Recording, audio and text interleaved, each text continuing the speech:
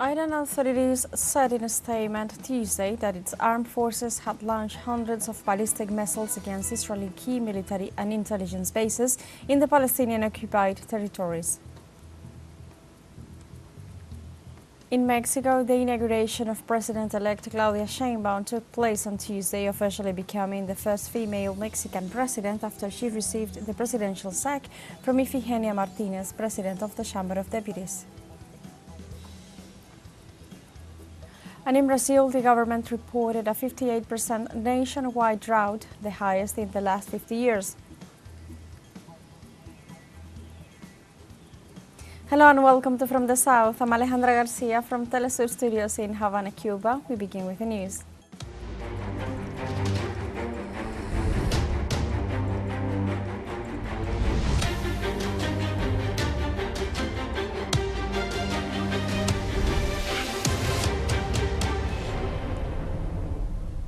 Iranian authorities said in a statement Tuesday that its armed forces had launched hundreds of ballistic missiles against Israeli key military and intelligence bases in the Palestinian-occupied territories.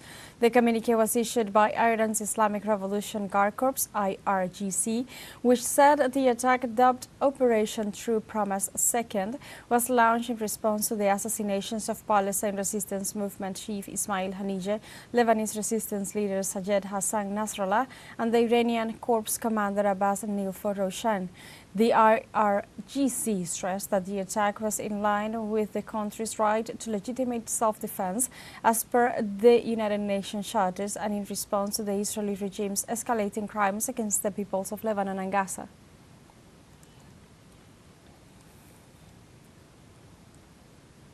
Also in Palestine on Tuesday, an Israeli airstrike on a tent for displaced people in western Khan Yunis killed 7 people, including children, and left a large number injured. The attack that set a car on fire came as the Zionist regime ramps up its aggression in Gaza at the same time it carried out multiple raids across the occupied West Bank.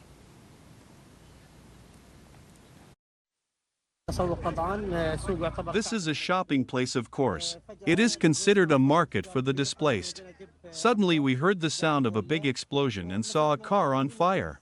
When we went to see what happened, we saw the remains and children lying on the ground. The targeted place is a shopping place full of children and women, and all of them are civilians. The number of martyrs is large. Women and children were in the place. In Syria, local authorities reported that the Israeli army continues its aerial aggression with warplanes and drones against several points in Damascus. They also announced that 3 civilians were killed, among them a journalist Safa Ahmed, leaving 9 others wounded after the missile aggression. On the other hand, the Syrian air defenses said that they responded to the missile and drone attack and shot down most of them, but could not prevent the killing of 3 civilians. The Foreign Intelligence Service of Russia denounces that the West and the Ukrainian regime are planning a chemical weapons attack in conjunction with Syrian terrorists. The Russian Commission in Syria warned on a report that the false positive operation would be conducted in the Idlib governorate as they intend to hold Moscow and Damascus responsible for it right after. The Commission unfolded that terrorists would use drones against the Russian aerospace forces in their facilities in order to detonate a chlorine canister. The intelligence service reaffirmed that the staged chemical attack on Syria won't help the United States and allies in their attempt to undermine Russia's authority in the global south. Meanwhile, the Yemeni armed forces reported to have successfully hit Israeli military positions in the occupied Jaffa. The Yemeni Armed Forces Air Force targeted a military site of the Israeli enemy in the occupied Jaffa area using a Jaffa drone. Additionally, it targeted military sites in the al-Rashrash area with 4 Samad 4 drones. By the grace of God, both operations achieved their objectives successfully. Meanwhile, in Turkey, President Recep Tayyip Erdogan called on September 30 for the United Nations General Assembly to urgently consider using force in Gaza, invoking the 1950 Unity for Peace resolution. Bugün Today, protecting Palestine and Lebanon means protecting humanity, protecting peace and the culture of coexistence of different beliefs. The Turkish president also stressed the importance of protecting Palestine and Lebanon and called on the world to unite against Israel's barbarism. Today, protecting Palestine and Lebanon means protecting humanity, protecting peace and the culture of coexistence of different beliefs. I invite the Islamic world and all conscientious countries of the world to unite against this modern barbarism. It should be known that every day that the alliance of humanity against Israel is not established, the danger will grow. Let's take a short break, but remember you can join us on TikTok at TeleSUR English, where you'll find news in different formats, news updates and more. We'll be right back. Stay with us.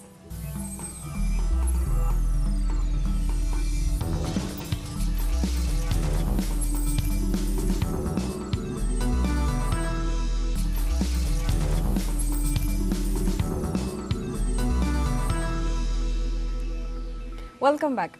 In Mexico, the inauguration of President-elect Claudia Sheinbaum took place on Tuesday, officially becoming the first female Mexican president after she received the presidential sack from Ifigenia Martinez, president of the Chamber of Deputies. This way, Sheinbaum becomes the first female Mexican president in a ceremony where she thanked President Andrés Manuel López Obrador for his service to the country during his 6 years in office and vowed to further his legacy and continue working for the well-being of Mexicans. The inauguration was accompanied by festive demonstrations and chants for the Morenistas who will lead the change of government. The President of Mexico, Claudia Sheinbaum, thanked the representatives of more than 100 countries who accompanied her this Tuesday at her inauguration. I welcome and thank the presence of representatives from 105 countries who are joining us today as a demonstration of Mexico's commitment to the international community and the friendship that unites us with all the peoples of the world.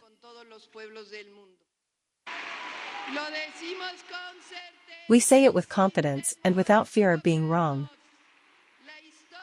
History and the people have requested it. Andrés Manuel López Obrador, one of the greatest,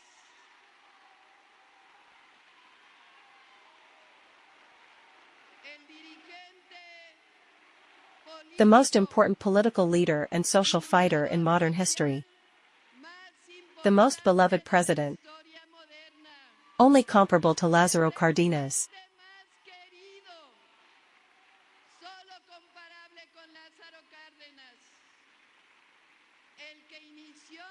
the one who began and ended his term with more love from his people and for millions, even though he does not like to be called like this.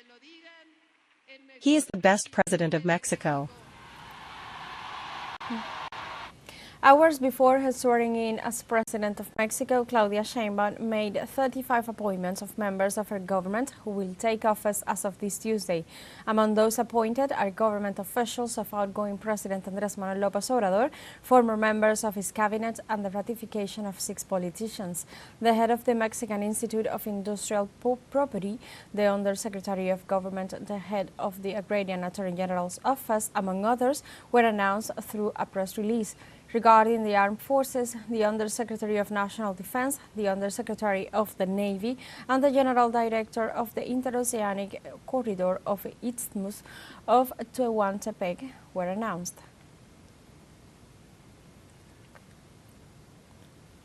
On October 1st, President Andrés Manuel López Obrador hands over the presidential sack to Mexico's first female president, Claudia Sheinbaum. Afterwards, he has promised he will retire from public life. This is a piece prepared by our colleague Antonio Aranda to learn more about this character of the Latin American left. Andrés Manuel López Obrador concluded his presidential term on September 30th.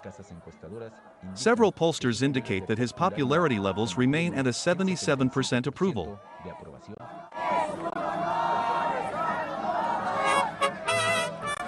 López Obrador has been a militant on the left practically all his life. He was a candidate for the presidency of the Republic 3 times. In 2018 he won the victory for Morena, a political party he founded, obtaining more than 30 million votes, the most voted president in history until then.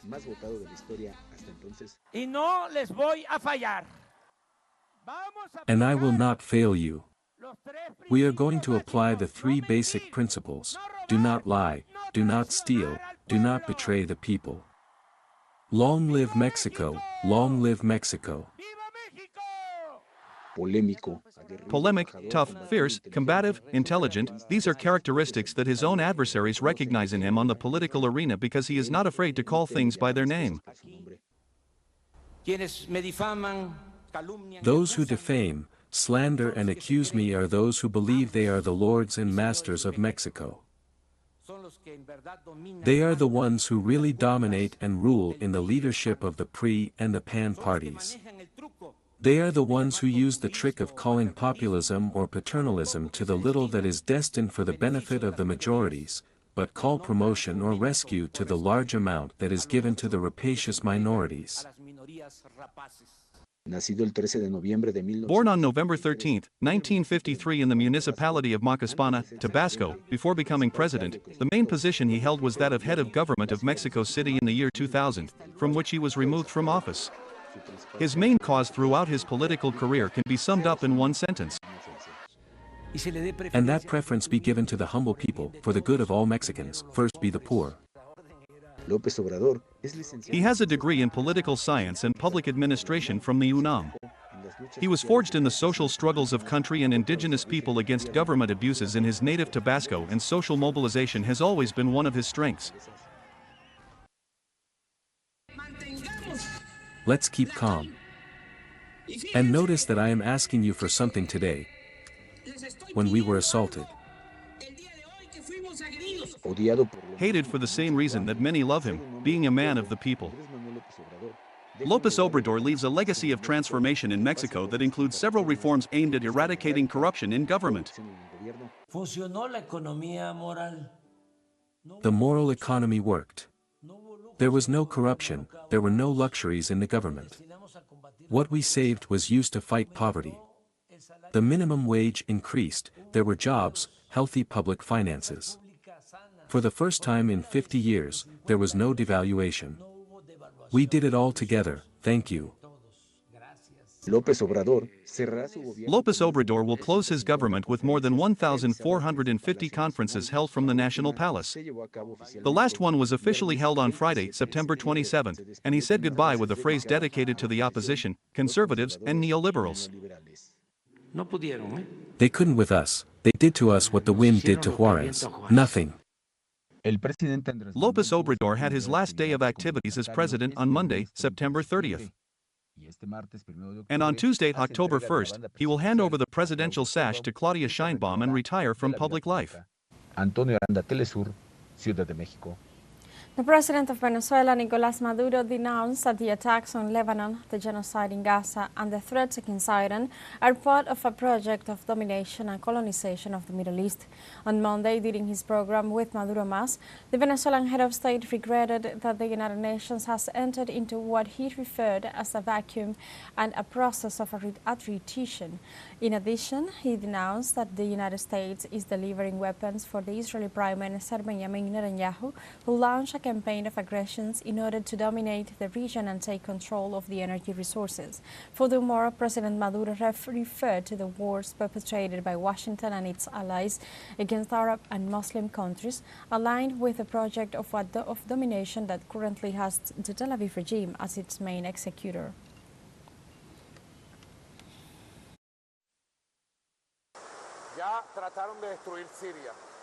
They already tried to destroy Syria. They destroyed Libya. In the past, they invented there were weapons of mass destruction in Iraq and killed 1 million Iraqis.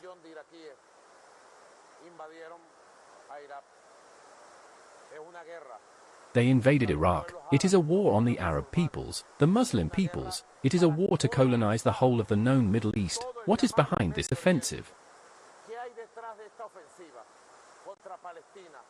The threats against Iraq, the threats against Iran, the criminal attacks on Yemen.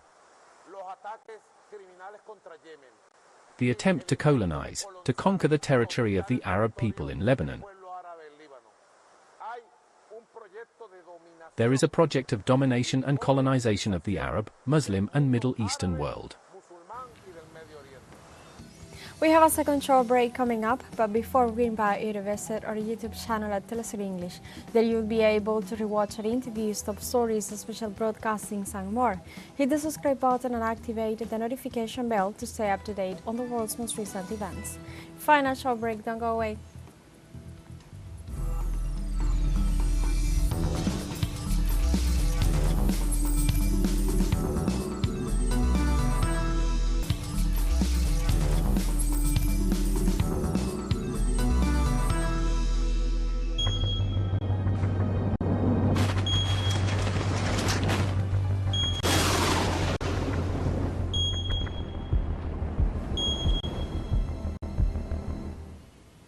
Welcome back to From the South.